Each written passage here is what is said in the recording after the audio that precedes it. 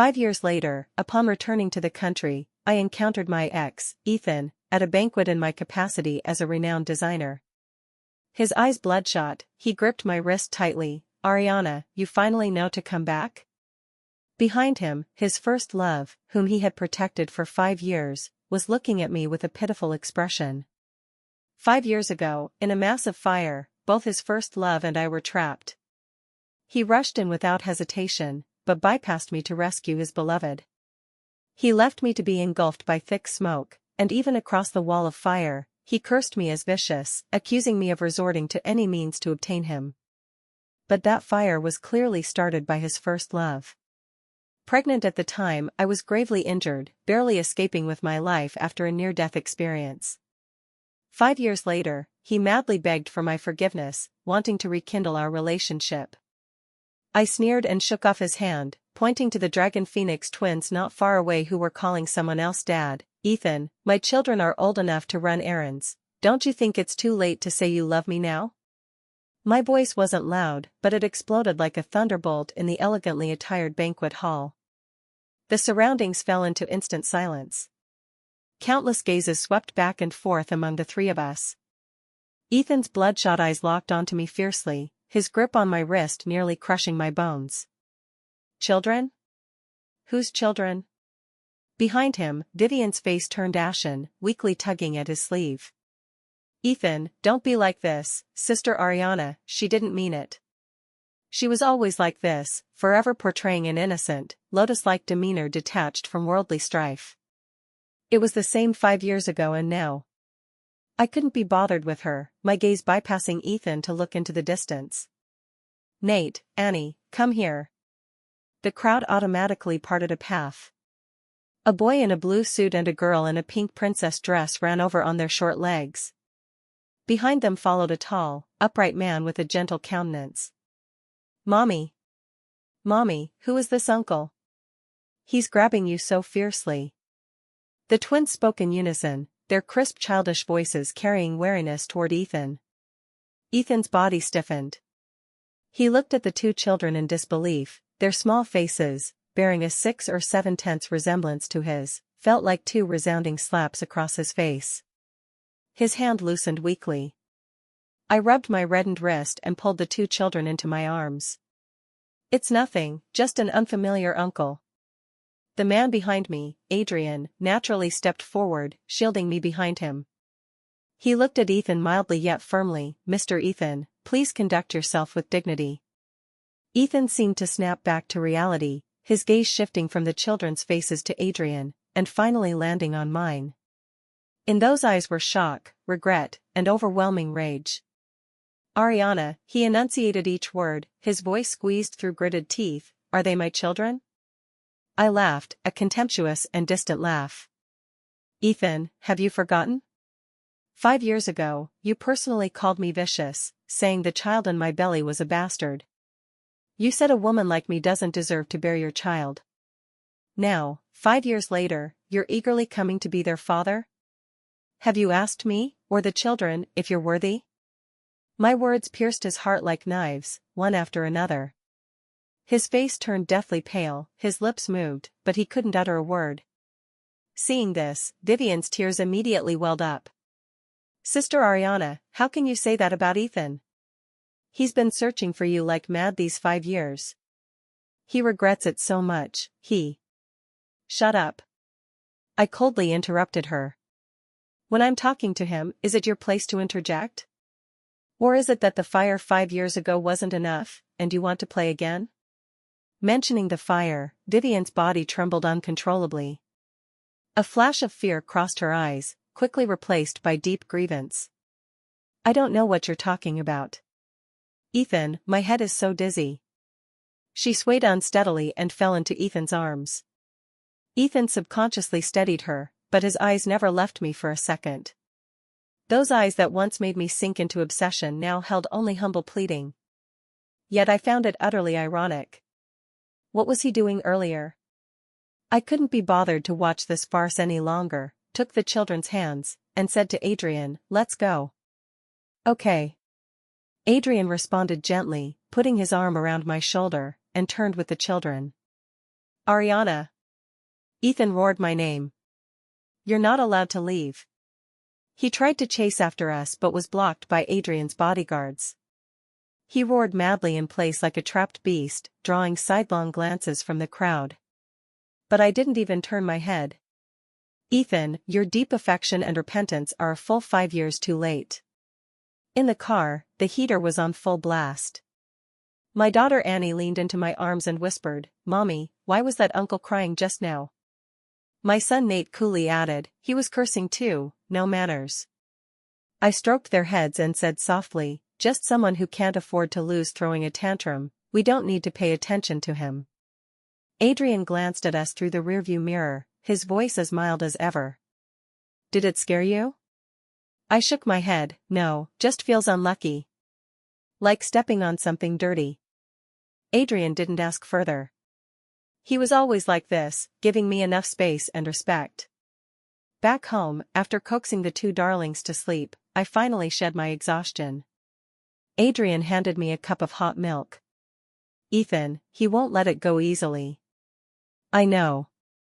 I took the cup, feeling the warmth at my fingertips. "We'll handle whatever comes. I'm no longer the Ariana from 5 years ago." Adrian looked at me, his eyes filled with heartache but more so with admiration. "Do you need my help?" "Not for now." I took a sip of milk. "This is between him and me, I want to handle it myself." "Okay, but don't forget, I'm always behind you." My heart warmed, and I smiled at him. Over these 5 years, if not for Adrian, I might not have made it. He was my lifeline in a foreign land and also the father to my children. That night, I had a dream. In the dream, it was that fire again. Thick smoke billowed, flames raged. I was pinned under a fallen beam, unable to move. Ethan rushed in, he saw me and also saw Vivian not far away. Without the slightest hesitation, he went straight past me and picked up Vivian. Desperately, I reached out to him, "Ethan, save me, save our child." But across the wall of fire, he looked at me with a loathing I'd never seen before. "Ariana, you're truly vicious. To marry me, you actually set fire to kill Vivian. You and the bastard in your belly can die here together." The firelight illuminated his resolute back and the triumphant curl of Vivian's lips in his arms. I jolted awake from the dream, covered in cold sweat. The phone screen was lit with a text from an unknown number. "Sister, 5 years no see, your designs are still so stunning. Just don't know if your life is as tough as 5 years ago." Below the text was a photo. It was a charred lighter, identical to the one the police found at the fire scene back then. Vivian's provocation came faster than I imagined. I gripped the phone tightly, the last trace of warmth in my eyes vanishing. Good. I was just worrying about not having a chance to settle the score from 5 years ago, with interest. The next day, I sent the children to kindergarten as usual. As soon as I arrived at the studio, the assistant rushed over anxiously. "Sister Ariana, bad news. Our biggest partner, Fasciona Group, has just unilaterally announced the termination of our contract." My steps faltered. Fasciona Group was our most important partner after returning to the country. Terminating the contract not only meant huge financial losses but would also affect our reputation in the domestic market. "What's the reason?" I asked. The assistant hesitated. They didn't give a specific reason, just said comprehensive consideration. "But I heard that the president of Fasciona Group is childhood friends with Ethan from the GU Group." As expected, it was him. His methods were still so low-level and domineering. Thinking this way he could force me to submit? I sneered and walked into the office. "Notify the PR department to prepare a statement. Say we respect Fasciona Group's decision, but for this behavior lacking contractual spirit, we reserve the right to pursue legal responsibility. Also, contact Lee from Splendor Corp and say I'd like to invite him to dinner tonight." The assistant was stunned. "Splendor Corp? They're arch rivals of Fasciona Group." "Yes," I opened the computer and pulled up my backup plan, "so they'll be very happy to take over the cooperation that Fasciona Group discarded." Ethan thinks he can cover the sky with one hand, I'll show him how much I've grown in these 5 years. In the afternoon, news about Fasciona Group's contract termination indeed trended. Below were hordes of paid trolls and clueless onlookers, all badmouthing my studio. Just back in the country and already flipping? This renowned designer is just SOSO. Probably offended someone she shouldn't have. The domestic market isn't like abroad. Heard it's because of improper private life, TSK. At that moment, Ethan's call came in. I put it on speaker. Ariana, now you know to be afraid? As long as you agree to my conditions and come to my side, I can have Fasciona Group immediately resume cooperation with you. His voice carried a smug pant, as if victory was assured. I chuckled lightly. Ethan, aren't you overestimating yourself? You think one Fasciona Group can strangle me? Might as well tell you, I've already made an appointment with Lee from Splendor Corp. We'll have new cooperation soon. Then, who cries and who laughs remains to be seen. The other end fell silent. I could imagine Ethan's face of astonishment and anger. Oh, right, I added leisurely, I have to thank you. If not for you, I wouldn't have resolved to release what I have in hand. What thing? His voice carried alertness. A little souvenir about the fire 5 years ago. I think many people would be interested. With that, I hung up directly. Soon after, my phone received a photo. It was secretly taken by someone sent by Ethan. In the photo, Nate was playing on the slide, with a hair strand caught on the slide's edge. Immediately after, his message came, Ariana, don't force me. I want to do a DNA test, you can't stop me. Looking at that photo, my heart constricted sharply. What I feared most had happened. He was going to threaten me with the children. I gripped the phone tightly, knuckles turning white. Ethan, you've crossed my bottom line.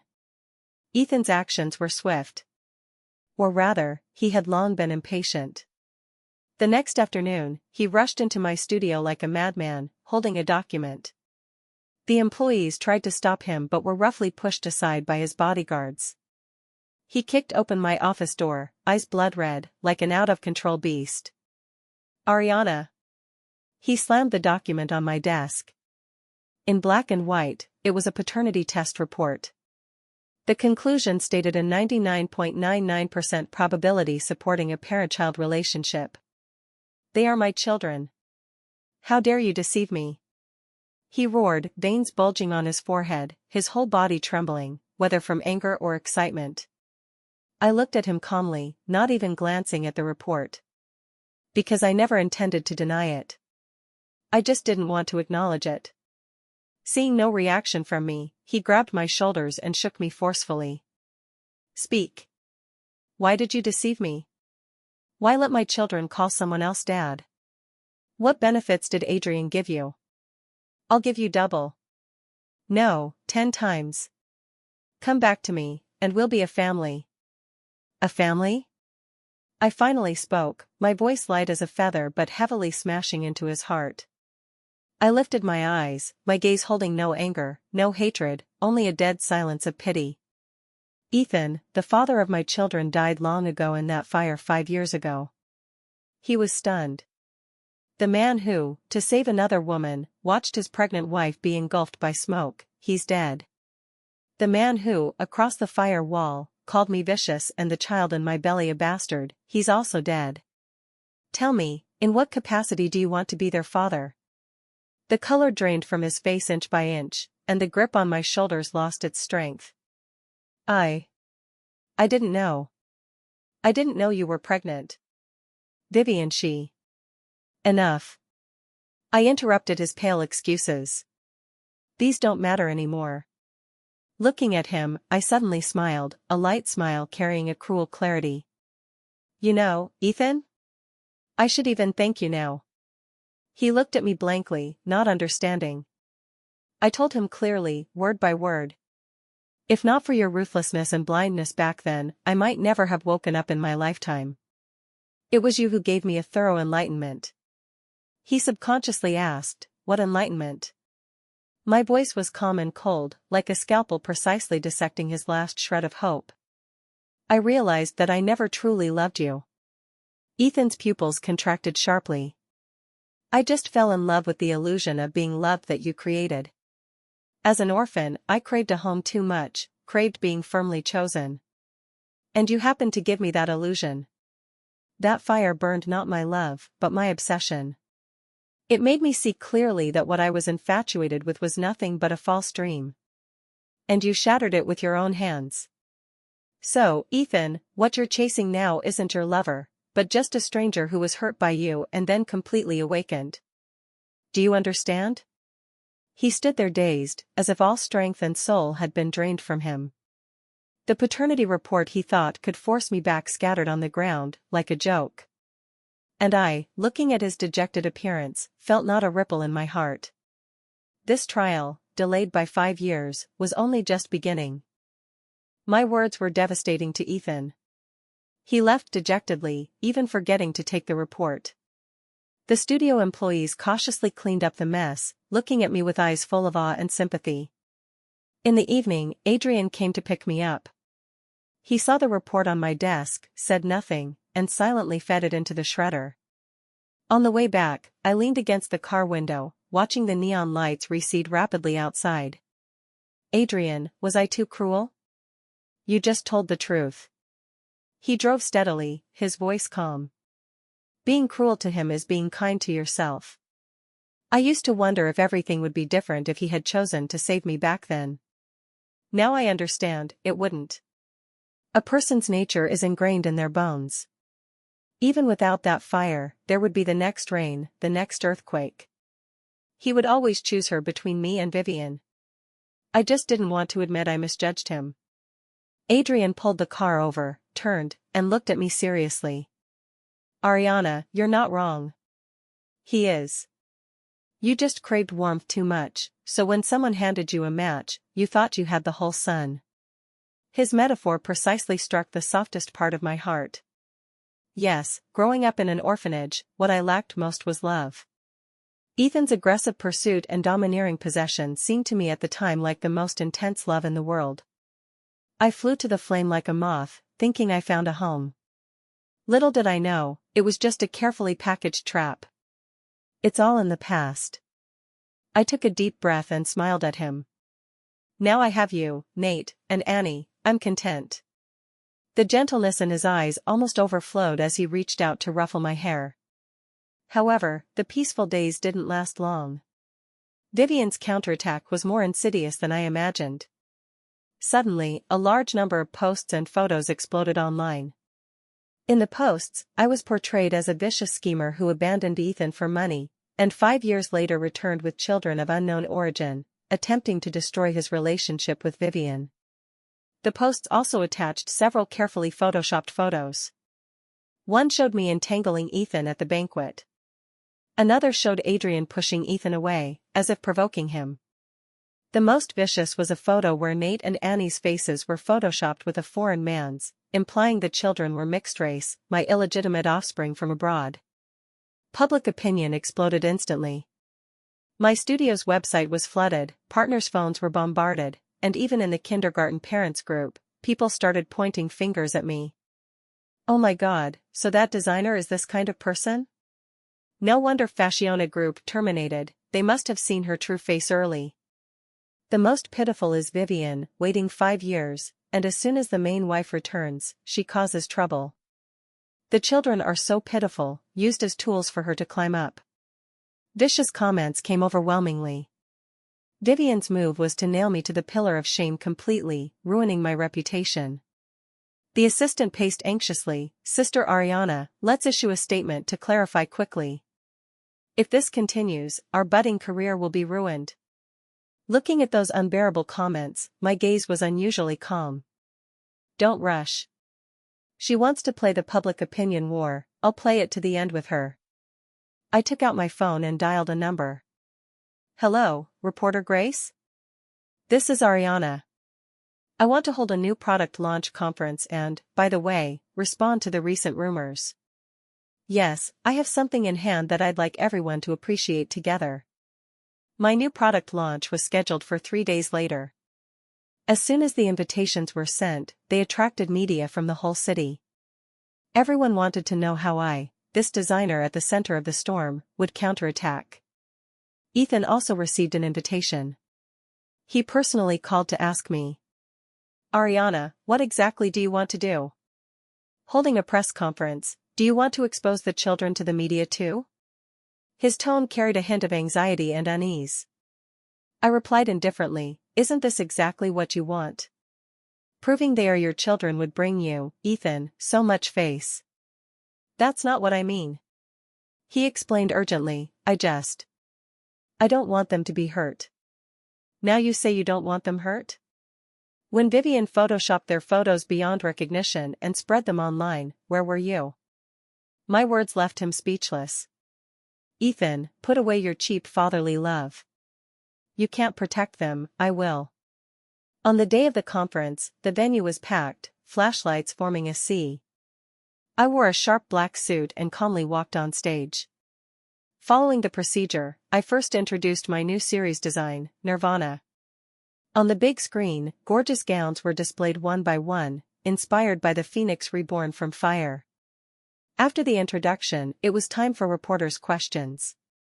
As expected, the first question was extremely sharp. "Miss Ariana, are the online rumors about your private life true? Is your return to the country really intended to destroy Mr. Ethan's and Miss Vivian's relationship?" I took the microphone and scanned the audience.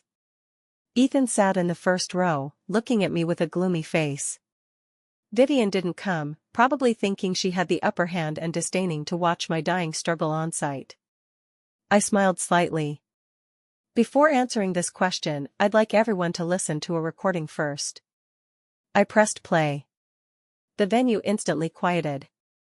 After a crackling static, a blurry and shrill female voice came from the speakers.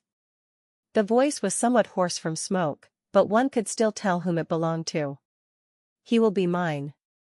Ariana, even if I burn this place, he will only save me. You and your bastard should die here." The recording was short, only 2 intermittent sentences. In the background, there were crackling sounds of burning wood and faint cries. The scene erupted in uproar.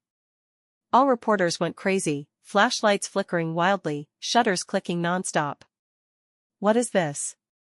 Is this a live recording from that famous fire 5 years ago? Who was the woman in the recording? Is it Vivian? What did she say? She said to burn the place? And bastard?" The information overload crashed everyone's brains. I looked at Ethan's suddenly pale face below the stage and his eyes filled with shock and disbelief. I calmly spoke, providing the final annotation for this recording. "This recording was accidentally captured by my phone when I was trapped in the fire 5 years ago. Due to device damage, the quality is poor, and only these few seconds could be restored. As for who the woman in the recording is and what she's saying, I believe everyone can judge for themselves." Now, I can answer that reporter's question from earlier. Staring directly at the camera, I enunciated each word resoundingly. "I, Ariana, have never, and will never, destroy anyone's relationship. Especially that of an attempted murderer and arsonist." The conference ended, but the nuclear bomb of public opinion had just been detonated. That blurry recording spread online like a virus. Although it couldn't serve as legal evidence, it successfully planted a seed of doubt in the public's heart. Holy crap! This twist? So the arsonist wasn't Ariana, but Vivian? Chilling to think about. If the recording is real, hasn't Vivian been acting all these years? Was Ethan blind? Saved the arsonist, harmed his original wife and children? Heartaches for Ariana, what kind of human suffering is this? The wind direction reversed overnight. Vivian's name was tightly bound to the words arsonist. I could imagine her madness and fear at this moment. Sure enough, that evening, I received Ethan's call. His voice was tired and hoarse, with a barely noticeable tremor. "The recording, is it real? What do you think?" I countered. The other end was silent for a long time. Finally, as if using all his strength, he said, "Vivian, she's ill, her mental state is very unstable." what happened back then, she might. Ill? I sneered aloud. Ethan, at this point, you're still making excuses for her? Why wasn't she ill when setting fire to kill? Why not when photoshopping my children's photos and spreading rumors about me? As soon as something happens, she's ill? No such cheap deal in the world. I'm not making excuses for her. His voice suddenly rose. I just want to clarify the truth. The truth is, the woman you've loved for 5 years is a scheming, venomous woman. And you are the fool who aided the tyrant. I mercilessly tore away his last fig leaf. Ethan, now you ask me for the truth? Too late. From the moment you chose to save her 5 years ago, you forever lost the qualification to know the truth. I hung up and blacklisted his number completely. On the other side, at the Gu family mansion, Ethan burst into Vivian's room. She was sitting on the carpet, madly tearing at a pillow, cotton fluff flying everywhere. Seeing him enter, she pounced into his arms like a startled rabbit. Ethan! Believe me. It wasn't me. It was Ariana framing me. That recording is synthesized. She cried with tears like pear blossoms in rain, pitiably delicate. This appearance had always easily aroused Ethan's protective instinct over the past 5 years. But this time, looking at her, a strange chill surged in his heart. Ariana's words echoed in his mind like a curse. The woman you've loved for 5 years is a scheming, venomous woman. He slowly pushed her away, for the first time looking at this woman he had protected for 5 years with scrutinizing eyes. Vivian, tell me, what exactly happened with the fire 5 years ago? Vivian's body stiffened. Seeing the doubt in his eyes, her heart sank bit by bit. She knew she was about to lose him. No, she couldn't lose him. Her eyes darted, a plan forming. Ethan, I remember. She clutched her head, expression pained. It was Ariana. She had the lighter. She said if she couldn't have you, she'd destroy you. I was too scared, so I said some nonsense. She began inverting black and white, repeating old tricks. But she didn't notice that Ethan's gaze had completely cooled. The person he sent to reinvestigate the fire had just sent him a document. The document showed residues of accelerants at the ignition point back then. And Vivian had been photographed appearing at a chemical supply store the day before the fire.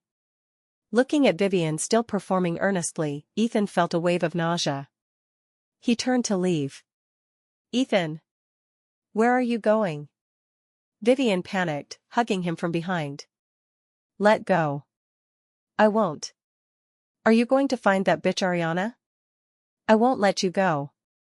She was like a madwoman. Ethan disgustedly shook off her hand. Vivian, take care of yourself. He left without looking back, leaving Vivian alone in the empty room, emitting sharp shrieks. A flash of resentment and madness crossed her eyes. Ariana, since I can't have it, I'll destroy it. Destroy what you care about most. Danger always strikes when one is least vigilant. On the kindergarten's parent-child activity day, Adrian and I accompanied Nate and Annie, playing games on the lawn. The sunshine was perfect, the children's laughter crisp like silver bells. Looking at their carefree faces, I felt all the hardships of these 5 years were worth it. Midway, I went to buy ice cream. Adrian was playing Eagle Catches Chicks with the children. In the instant I turned, a black van suddenly rushed onto the lawn, screeching to a halt beside the children. The door slid open, 2 masked men jumped out, each grabbing one, covering Nate and Annie's mouths, and forcibly dragging them into the van. It all happened in a flash. Nate. Annie. Adrian reacted first, lunging forward, but was struck hard on the arm with a stun gun by one man, instantly paralyzing and falling. The ice cream in my hand dropped to the ground, my blood freezing in an instant. No. I rushed over like mad, but the van had already closed its door, speeding off the lawn like crazy, disappearing in a cloud of dust. My world collapsed in that moment. Ah! I let out the most piercing scream of my life. The surrounding parents and children were stunned. Adrian, enduring severe pain, got up, hugged me who was near collapse, and immediately took out his phone to call the police. Ariana, calm down. Calm? How can I calm? My children. My life. They've been taken. My phone vibrated madly. It was an unknown number. With trembling hands, I pressed answer. On the other end was Vivian's cold and smug laughter. Ariana, your children are very cute. Vivian. I roared with all my strength, what have you done to my children? If you dare touch a hair on them, I won't let you go even as a ghost. Don't get excited, she said leisurely, want to see your children? Come to the abandoned warehouse in the suburbs. The one we were in 5 years ago. Remember, come alone. If you dare call the police or bring anyone, her voice suddenly turned vicious, I'll first chop off one of your son's fingers and send it to you. The call ended. All strength drained from my body, slumping into Adrian's arms. Fear, like an invisible hand, tightly gripped my heart. That warehouse again. The place that buried all my nightmares. Adrian's face was ashen, comforting me while quickly communicating with the police on the phone. I got it, send me the location, we'll depart immediately. Hanging up, he cupped my face, forcing me to look at him. Ariana, listen, you can't go alone, this is a trap. But what can I do? Tears streamed down my face, she said she'd chop off Nate's finger. I can't gamble. We've called the police, they'll set up controls. But you need to cooperate, you need to steady her. Adrian's words were like a bucket of cold water, restoring a bit of clarity to my chaotic mind. Yes, I can't panic. My children are still waiting for me. I wiped my tears, stood up from the ground, my gaze firm again. Okay, I'll go. I'll meet her and settle the score from 5 years ago once and for all. In the abandoned warehouse, a stale moldy smell and faint scorched odor permeated. As if the scent from the fire 5 years ago hadn't dissipated. Alone, I pushed open the creaking iron door. In the center of the warehouse, Nate and Annie were tied to 2 pillars, mouths taped. Seeing me, they whimpered, shaking their heads desperately, eyes full of terror. Vivian stood beside them, toying with a red lighter. Seeing me, a twisted smile appeared on her face. You've come, Ariana. She had lost a lot of weight, eyes sunken, expression manic, no longer the former gentleness. Release my children. My voice was ice cold, suppressing overwhelming rage. Release them? She laughed as if hearing the biggest joke. Why? Ariana, why do you have everything? Why, as soon as you return, Ethan doesn't want me anymore? It's all because of you. If you had died 5 years ago, everything would be mine. She screamed hysterically, pushing all the blame onto me. Looking at her mad appearance, my heart calmed instead. Vivian, you're truly pathetic. You've never understood that Ethan doesn't love you not because of me, but because you yourself are not worthy of love. Shut up. My words stimulated her, she charged forward fiercely, wanting to hit me. I was prepared and dodged sideways. You think you've won? Looking at her, I curled my lips in a cold smile. You think you can walk out of here today? Vivian was stunned. I slowly raised my phone, on the screen was a live streaming interface. The viewer count was skyrocketing. When you called me, Adrian had already reported to the police. And set my phone to synchronous livestream. Every word we said just now, your ugly face, has been clearly displayed to everyone. Vivian's face instantly drained of color. She looked at my phone in disbelief, her body starting to shake. No, impossible. Nothing's impossible. I approached her step by step. Don't you like acting? Today, I've set up the biggest stage for you, letting everyone see how this best actress was forged. Ah. Vivian completely collapsed. Looking at me, her eyes burst with a madness for mutual destruction. She pressed the lighter, a ghostly blue flame leaping up. She didn't charge at me but turned and pounced toward Nate and Annie tied to the pillars. I want you to accompany me in death. No. My eyes widened in fury, without thinking, I rushed over. At this critical moment, the warehouse door was kicked open.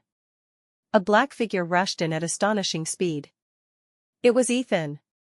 Like lightning, he bypassed me, colliding hard with Vivian just before her lighter touched the dry grass on the children. The lighter flew from Vivian's hand and fell to the ground. And Ethan, to protect me, used his back to crash hard into the nearby iron rack. Sharp rebar tore his expensive suit, leaving a long gash on his back. Sirens approached from afar. Police rushed in, pinning the collapsed, demon-like Vivian firmly to the ground. I rushed over, fumbling to untie the ropes on the children. Nate. Annie. Don't be afraid. Mommy's here. The two children threw themselves into my arms, crying loudly. Holding them, my heart ached beyond measure. Amid the chaos, I saw Ethan leaning against the wall, face pale, blood from his back staining his white shirt red. He looked at us mother and children, his expression complex, relief, pain, and a hint of release. This time, he didn't bypass me. This time, he saved us. But so what? Belated justice and belated protection are equally cheap. Vivian was taken away. Awaiting her was the severe punishment of the law. Her live-streamed video of kidnapping and attempted arson became ironclad evidence. Ethan was also sent to the hospital. The wound on his back was deep, needing stitches. I took the frightened children, finished the statement, and returned home. Adrian stayed with us. His arm injury was treated, fortunately just superficial. The two little ones, tired from crying, fell deeply asleep in my arms. Looking at their serene sleeping faces, my heart finally settled. The next day, Ethan's assistant found me. Miss Ariana, Ethan wants to see you. I originally didn't want to go. But I thought it was time to end it. In the ward, the smell of disinfectant was strong. Ethan, in hospital gown, leaned against the headboard, looking worse than yesterday. Seeing me, he struggled to sit up.